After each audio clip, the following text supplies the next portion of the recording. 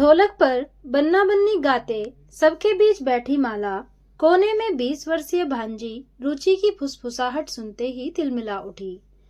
वह तुरंत उठी और दुकान से सटे कमरे में जाकर देखा तो उसकी 8 साल की बेटी परी जेठानी के पिता की गोद में बैठी थी और जिस तरह से कहानी सुनाते हुए उनके हाथ उस मासूम के कोमल अंगों को छू रहे थे, माला की आंखों में यह सब देखकर खून उतर आया। उसके पिता की उम्र के उस व्यक्ति की नापाक हरकत कतई माफी योग्य नहीं थी।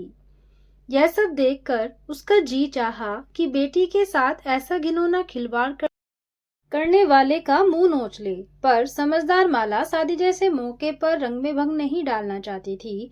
वैसे भी मिनी उसकी प्रिय भतीजी थी और उसी की शादी अटेंड करने वह इंदौर से इटावा अपने पति और बेटी के साथ आई थी। इसलिए जैसे तैसे अपने आप को नियंत्रित कर उसने तेज आवाज में बेटी को आवाज दी, चलो परी, खेल बहुत हो चुका, अब आओ हाथ मुंह धुलाकर तुम्हें तैयार कर दूं। माँ की आवाज सुनते ही परी भाग कर आई और उसके पैरों से लिपट गई। तभी जेठानी के पिता की आंखें माला से जा मिली। उसकी आंखों में घृणा मिश्रित क्रोध देख वे थोड़ा सकपकाते हुए बोले, अरे बच्चों ने जिद की थी तो उन्हें कहानी सुना रहा था। छी, कैसा बेशरम इंसान है, रंगे हाथों पकड़े जाने पर भी वह बातें बना रहा है। माला उसके दुस्साहस पर हैरान थी। इस तरह अपनों की भीड़ में कोई व्यक्ति, वो भी पिता जैसे सम्मानित ओहदे वाला, ऐसी नीच हरकत करेगा उसने सपने में भी नहीं सोचा था। रिश्तों की मर्यादा भंग होती देख मन का आक्रोश आंखों के रास्ते उमड़ते घुमड़ते बहने लगा। उफ, क्या करूं? क्या क्विज को बताना ठीक रहेगा? लेकिन अगर उन्हें गुस्सा आ गया तो माहौल बिगड़ते बिल्कुल भी समय नहीं लगेगा। ठीक है, देखती हूँ। अगर उन्होंने फिर ऐसी हरकत दोहराई तो उनकी उम्र और ओहदे का ख्याल मैं नहीं रखूंगी। सोचते हुए माला ने जैसे मन ही मन कुछ ठान लिया था। वॉशरूम में उसने परी के हाथ मुंह धुलाते समय उसे नाना से दूर रहने को कहा। पर क्यों मम्मी? नाना तो हमें प्यार करते हैं, हमें चॉकलेट भी देते हैं, पर उन्हें आपको यहाँ वहाँ छूना नहीं चाहिए, यह गलत होता है। कहते हुए माला ने उसे अच्छे बुरे टच के बारे में समझाया। हाँ मम्मी, उनका छूना तो मुझे भी अच्छा नहीं लग रहा था। मैं उनकी गोद में बैठना भी नहीं चाहती थी, लेकिन उन्होंने कहा कि कहानी सुनने के लिए तो सबको बारी बारी से उनकी गोद में बैठना होगा। पर अब मैं नाना से चॉकलेट भी नहीं लूंगी और कहानी भी नहीं सुनूंगी। फिर आप सुनाओगी ना मुझे कोई अच्छी सी कहानी? नन्ही परी मचल उठी।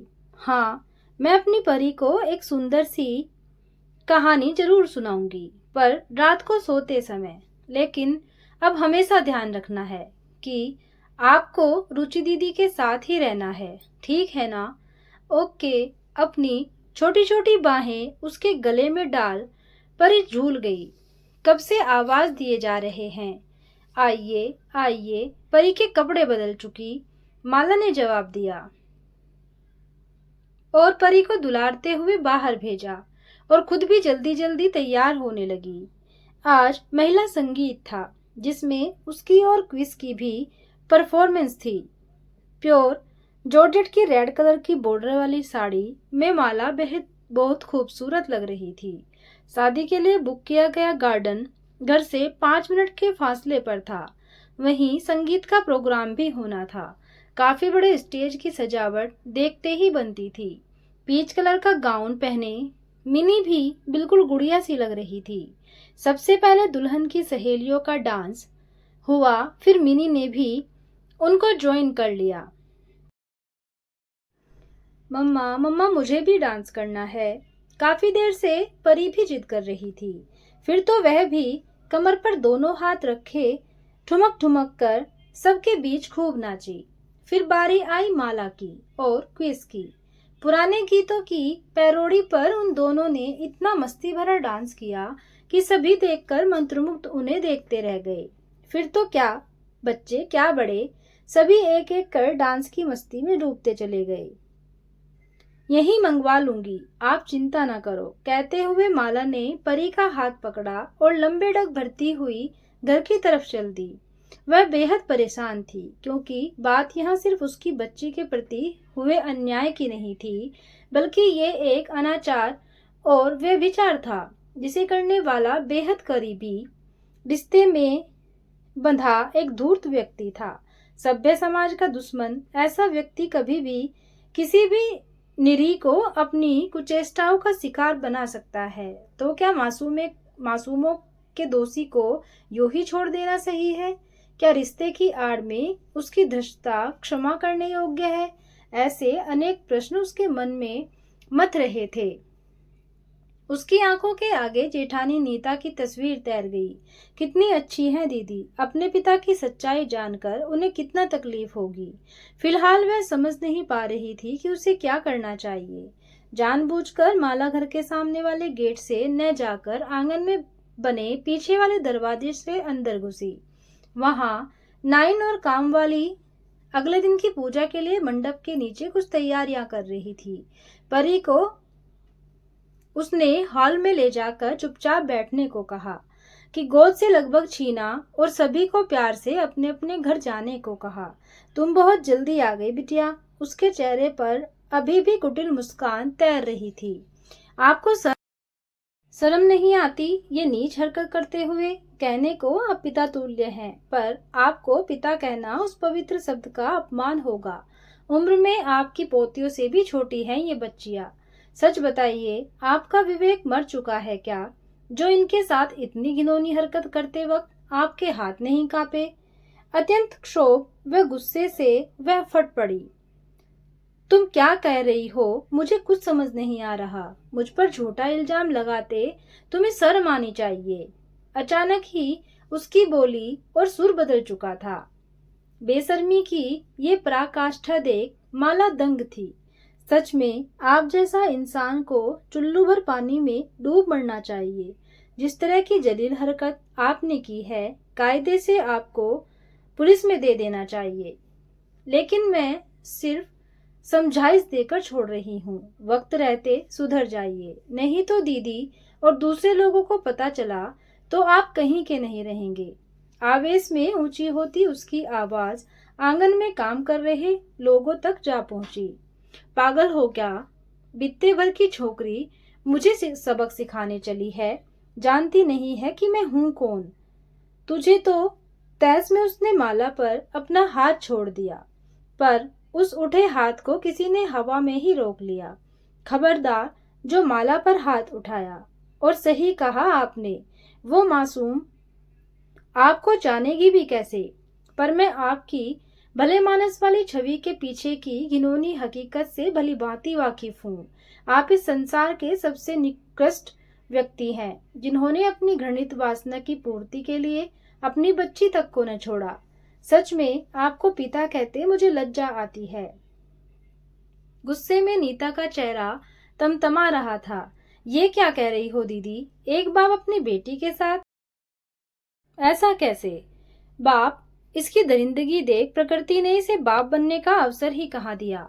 एक अदद बच्चे की आस में इसकी सहृदय पत्नी तमाम कोशिशें करके हार गई।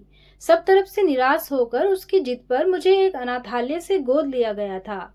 लेकिन बेटी होकर भी मैं इसकी बेटी कभी न बन सकी। एक दिन इसे मेरे साथ गलत हरकत करते देखा, माँ का दिल भारी पीड़ा से भर उठा। उस दिन मुझे अपने सीने से चिपटाए वे देर तक रोती रही। 2 दिन बाद ही उन्होंने अपने भाई को बुलाकर मुझे उनके हाथों में सौंप दिया। उन 2 दिनों में वे साए की तरह मेरे साथ रही और मेरे जाने के महीने भर बाद ही ये खबर आ गई कि घर के अहाते में बने कुएं में कूदकर उन्होंने आत्महत्या कर ली। शायद इनका ये भयावह रूप उनकी बर्दाश्त से बाहर हो चुका था। कहते हुए नीता फफक पड़ी। काश उस वक्त मैं अपनी माँ के साथ मजबूती से खड़ी हो पाती और इसे इसके किए का दंड दिला पाती, तो आज मेरी माँ जिंदा होती। मैंने तो सदा ही इससे एक निश्चित दूरी बना रखी थी। मिनी की शादी में भी न बुलाती, पर तुम्हारे भैया ने कहा तो उन्हें कैसे मना करती। अपना हर जख्म उनसे साझा करना पड़ता। फिर मुझे भी लगा कि उम्र के इस पड़ाव पर जीवन की काफी ठोकरें खाने के बाद शायद इन्हें कुछ समझ आ गई हो, पर नहीं, कुछ लोगों की फितरत कभी नहीं बदलती। सोचती हूँ कि इन्हें न बुलाना ही सही होता। वो तो अच्छा हुआ तुम्हारी बातों से मुझे कुछ संदेह हुआ और मैं तुम्हारे पीछे चल पड़ी, पर अब क्या करूं? इनकी हैवानियत ने मुझे कहीं का नहीं छोड़ा। क्या बताऊंगी तुम्हारे भैया को? जी तो कर रहा है कि अपने आप को ही खत्म कर लूं। मैं नहीं रहूंगी तो इस घर से इनका रिश्ता भी हमेशा के लिए खत्म हो जाएगा। गलती से भी ऐसा कभी मत सोचना। भुगतना तो उसे पड़ेगा जिसने ये जलील काम किया है। इन्हें इनके गुनाहों की सजा मिलकर ही रहेगी, ताकि ऐसी घिनौनी हरकत करने से पहले कोई 100 बार सोचे। दरवाजे पर नीता के पति खड़े थे। तुम यहाँ? हाँ, रुचि ने तुम दोनों को एक के बाद एक जाते देखा तो उसने आज सुबह की घटना मुझे कह सुनाई और मैं सीधा यहाँ चला आया। तुम्हारी पूरी बात सुनते ही मैंने पुलिस को फोन करने को कहा है। पुलिस अभी आती ही होगी। कहते हुए नीता के कंधे को उन्होंने होले से थपथपाया, मानो उसके साथ खड़े रहने का भरोसा दे रहे हों। तुम अपने बाप को जेल भिजवाओगी। इंसानी चोले के पीछे छिपे हैवान की आंखों में गहरा अविश्वास था। नहीं, मैं उस अनाचारी को जेल भिजवाऊंगी जिसने रिश्तों की सभी मर्यादाओं को लांघ जाने का दुस्साहस किया है। तल्ख स्वर में जवाब देकर नीता ने घृणा से मुंह फेर लिया और भारी कदमों से अपने कमरे की ओर चल दी। मुझे माफ कर दो दीदी, तुम्हारे आंसुओं की जिम्मेदार हूं मैं। ऐसे मौके पर ये सब नहीं चाहती थी, पर कैसे बताती, कैसी बातें करती हो माला। तुम्हारी वजह से आज एक अपराधी अपनी सही जगह पर पहुंच जाएगा। शुक्रगुजार हूं मैं तुम्हारी। आज तुम्हारे कारण ही मैं इतनी हिम्मत जुटा पाई और एक सही फैसला लिया है। नीता उसकी बात को काटते हुए बोली, सच में दीदी, गर्व है मुझे आप पर। कहते हुए माला नीता के गले लग गई। इतनी देर में पुलिस की गाड़ी का सायरन धीरे धीरे पास होकर तेज ध्वनि में तब्दील हो रहा था। दोस्तों, ये थी एक छोटी सी कहानी। आपको कैसी लगी कमेंट करके जरूर बताना। कहानी को सुनने के लिए धन्यवाद।